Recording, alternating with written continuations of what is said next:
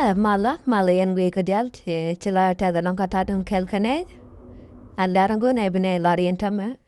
amis pa emisi to pan ka unity state kam de nukuma kana de ne Io namane emisi to kata icha to vaja chinedi chop komwan chiga liute no koromo ka cha ne dangrau ti je buone cha ga larano tagatan an koromo to ga kam de nukuma la Sspdf kana de ne Io tinteka Canal ang wadu mo ne awai chi dene Io kana dene ku michigrum ka Canal ka jongle state ka chang ka jela depan anta chigrum beja rum kan rai win mishala piki ka konti chi commissioner anta ga pigi chara ya mo chay kun pinya no chi dene kuma kana dene Io chigrum an guamo ka tai chigrum beja chip cha rum dang chi yet ka ya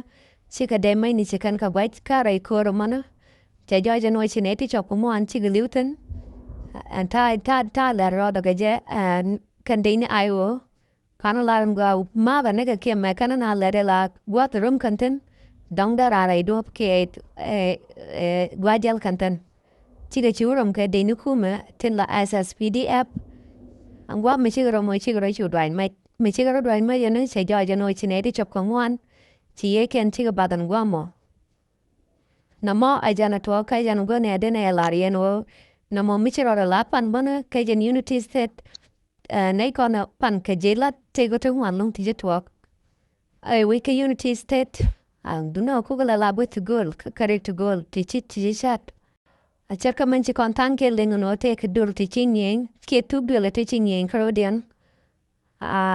nei to chi krodian na bona du no na mane amulo nu de nu kuma kana de na Io